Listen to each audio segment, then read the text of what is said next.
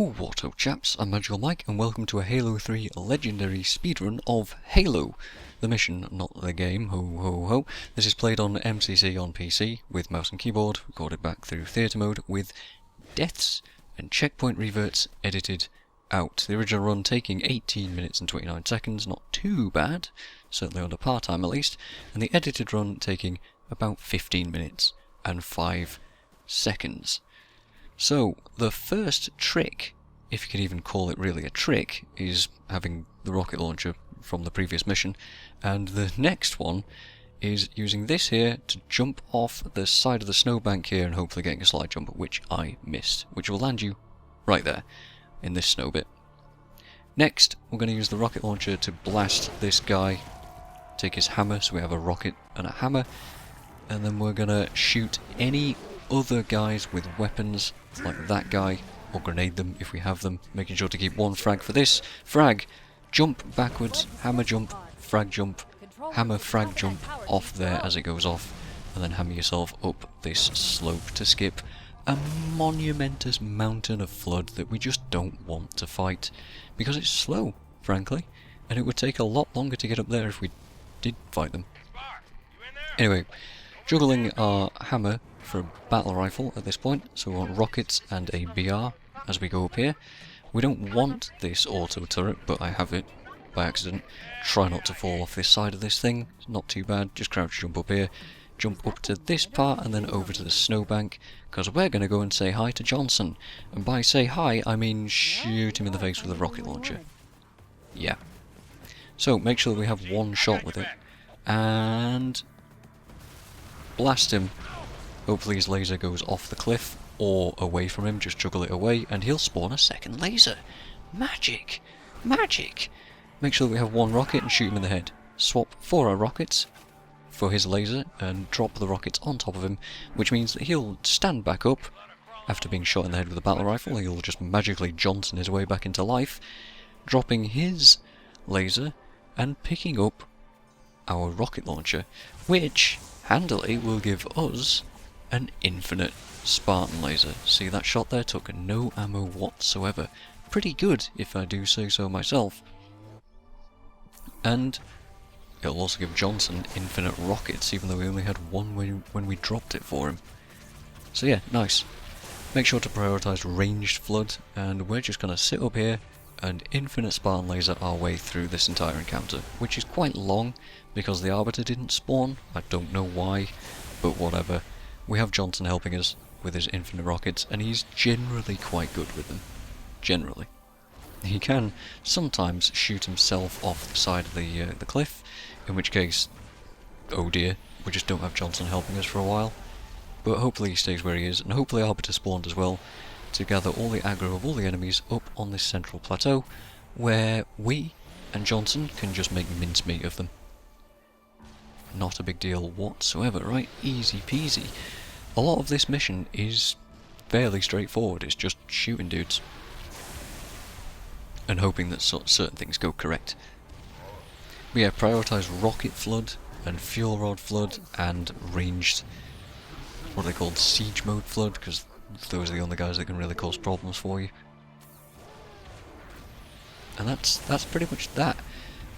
If you're interested, my final devastated achievement of all of these runs that you're watching right now totaled up unedited to 2 hours, 25 minutes and 52 seconds according to the in-game times, so we had plenty of time to spare for the under 3 hour achievement, like 35 minutes almost, so we could have made a lot more mistakes. The edited run of all these sum of best runs that you're actually watching takes 1 hour, 41 minutes and 49 seconds, so I still had tons and tons of time to mess about. And yeah, you'll see how, like, well over, like, I can't do maths, like 40 minutes of deaths have been cut out throughout this entire game. So, you know, you can see where time can be made up if you just don't die.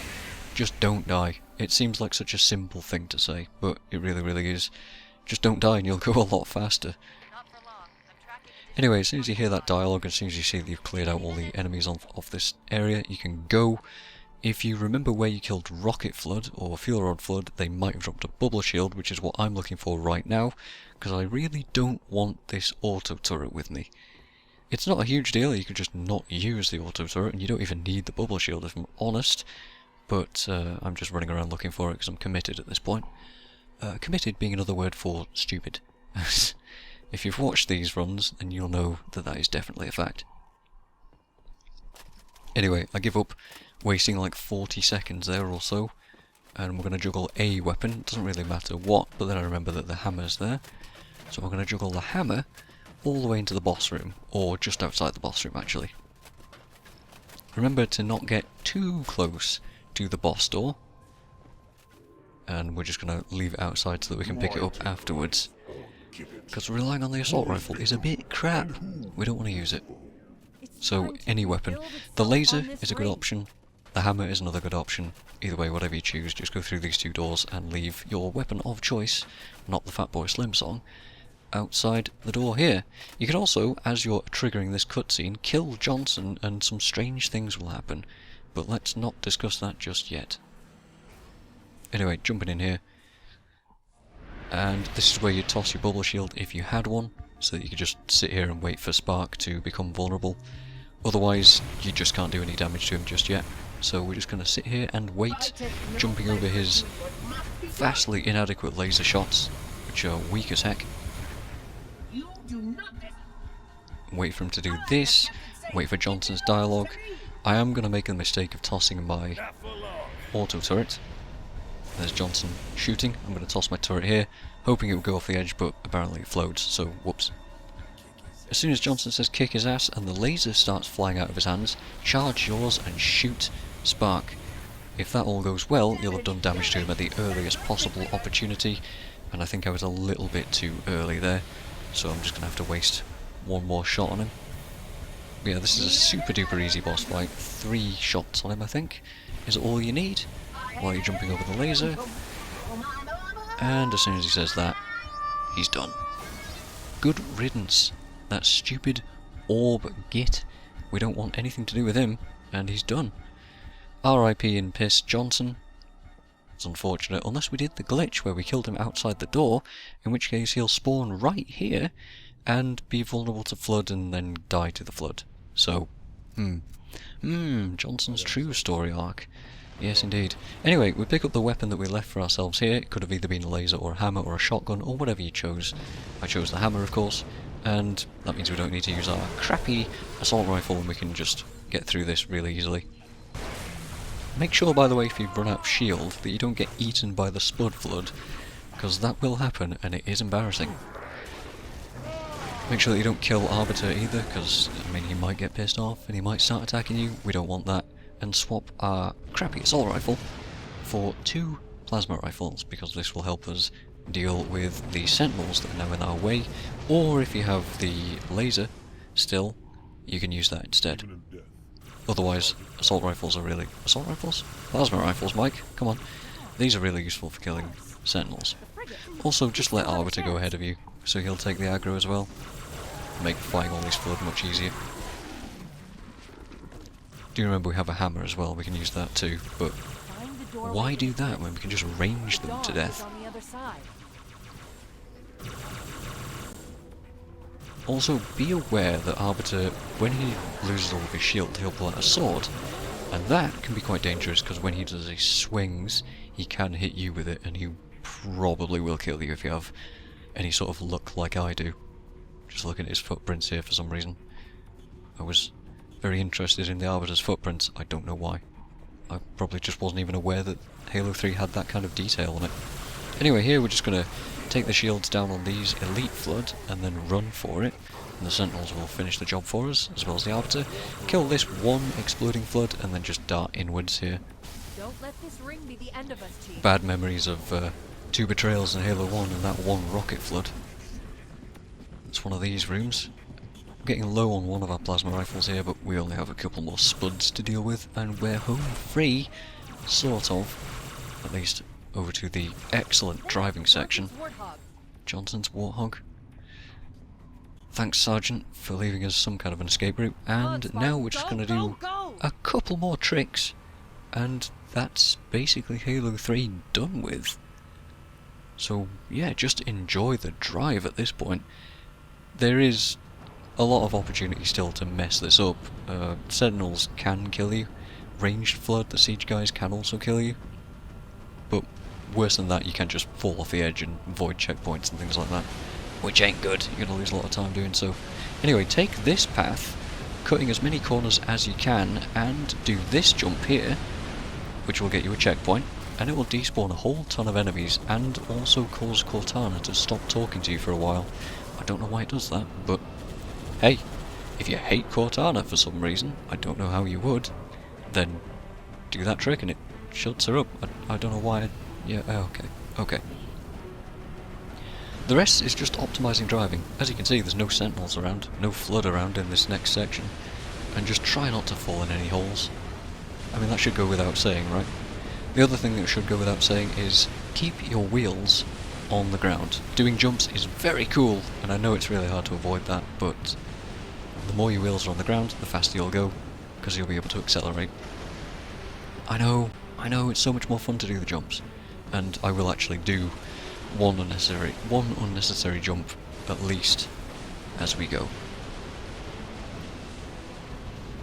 Yeah, there is only one more trick in the whole of Halo 3, as far as I'm aware anyway. This is one unnecessary jump here. It's cool, I know, it's just so cool. This whole section is just really fun to do, honestly. The music, the atmosphere, everything just going nuts. Here's enemies have started spawning again. Really damn cool. Try not to hit the exploding flood, because they will tip you over, and in tipping you over you'll lose a lot of time, obviously. But I realise that it's not actually super easy to avoid them all, because the physics on these platforms is a little bit weird as you're driving.